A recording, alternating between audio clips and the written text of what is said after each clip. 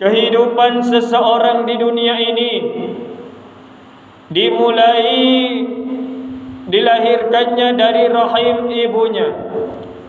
Kemudian setelah ia hidup beberapa lama di dunia ini, maka ia pun akan menemui sebuah kenyataan yang tidak bisa dia hindari, yaitu sebuah kematian yang akan menjemputnya.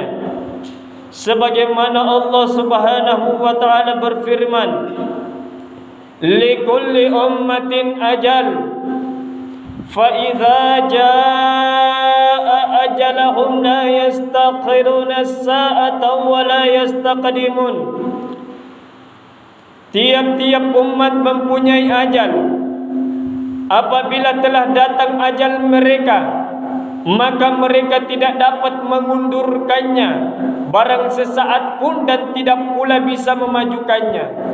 Anjurikana ya kamateanga tena kule diunduru, tena tong kule dimajukan sampai narapi ki ajalata, maka sang malaikat sang pencabut nyawa akan mencabut nyawa kita, dan tidak ada yang bisa lari dari malaikat maut.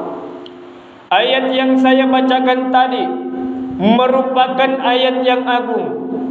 Apabila dibaca, mata menjadi berkaca-kaca. Apabila didengar oleh hati, maka dia akan menjadi gemetar. Dan apabila didengar oleh seseorang yang lalai, maka akan membuat ia ingat bahwa dirinya pasti akan menemui kematian. Maka ingat dan ingatlah, dikala kita merasakan pedihnya kematian, maka baginda Rasulullah Muhammad sallallahu alaihi wasallam sebagai kekasih Allah, sebagai makhluk yang paling dicintai oleh Allah Subhanahu wa taala, telah bersabda, la ilaha illallah inna lil mauti sakaratin. Tiada sesembahan yang hak melainkan Allah, dan sesungguhnya di dalam kematian itu terdapat rasa sakit. Maka ingat dan ingatlah, dikala nyawa kita dicabut oleh malaikat maut, nafas kita tersenggal, mulut kita dikunci, anggota badan kita lemah, pintu taubat telah tertutup bagi kita. Di sekitar kita terdengar tangisan dan rintihan handai toladan yang akan kita tinggalkan. Puna amoteranki mateki nakaru kiki bija pamanakanta, nakaru kiki keluargata, nakaru kiki sianatta, nakaru kiki bainenta anatta. Pada saat itu tidak ada yang bisa menyelamatkan kita dari kematian. Tiada daya dan usaha yang akan menyelamatkan kita dari kematian. Tiai barang-barang tak salamakan kiri kematian. Tiai pangkejabatan tak salamakan kiri kematian.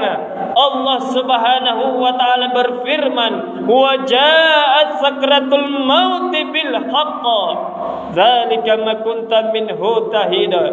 Dan datanglah sakaratul maut dengan sebenar-benarnya, dan datanglah sakaratul maut dengan sebenar-benarnya. Itulah yang kamu selalu lari darinya. Aina ma takunu yudrikumul maut walau kuntum fi burujim musayyada. Di mana saja kamu berada, kematian akan mendapatkanmu. Dikendati pun kamu berada di benteng yang kuat, di menara tertinggi, kematian akan mendapatkanmu.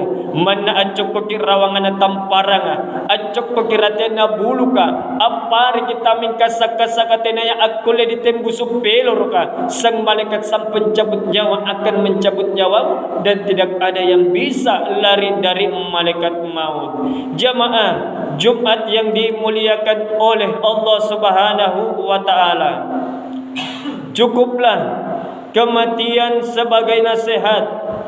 Cukuplah kematian menjadikan hati bersedih. dan cukuplah kematian menjadikan air mata berlinang.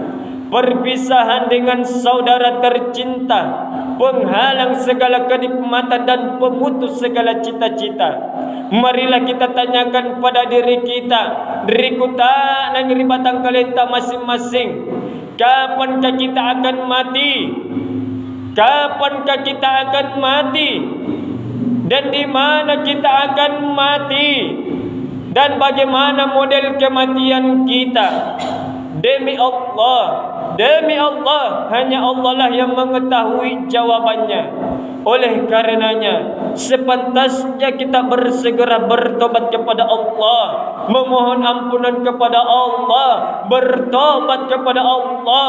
Karena seberat dan sebesar apapun dosa yang dilakukan seorang muslim, pintu tobat tetap terbuka untuknya, dan seorang muslim tidak boleh berputus asa dari ampunan Allah Subhanahu wa taala. Jamaah Jumat yang dimuliakan oleh Allah Subhanahu wa taala, maka marilah kita tanyakan pada diri kita, apa yang telah menjadikan kita terpedaya dengan kehidupan dunia ini, padahal kita tahu akan meninggalkannya. Dan perlu kita ingat dan perlu kita ketahui bahwa harta yang kita miliki, kekayaan yang kita miliki, pangkat jabatan yang kita miliki, istri cantik yang kita miliki, begitu juga ibu-ibu yang mendengarkan di luar sana khutbah Jumat di hari ini, suami gagah perkasa yang kita miliki tidak bisa dibawa ketika kita di dalam kubur dan menghadap kepada Allah Subhanahu wa taala. Hanya amal solehlah, hanya amal kebaikanlah yang akan kita bawa dikala kita berada di alam kubur dan menghadap kepada Allah Subhanahu wa taala.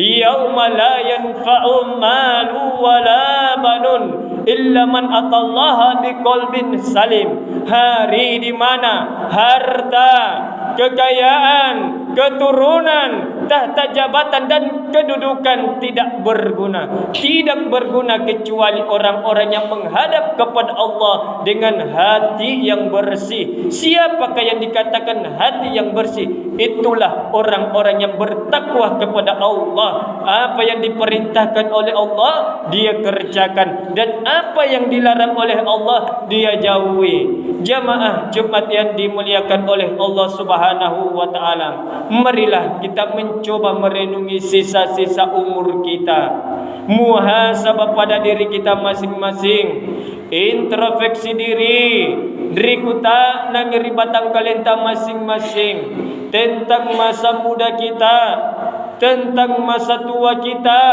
Untuk apakah kita pergunakan? Apakah untuk taat beribadah kepada Allah, ataukah hanya main-main saja?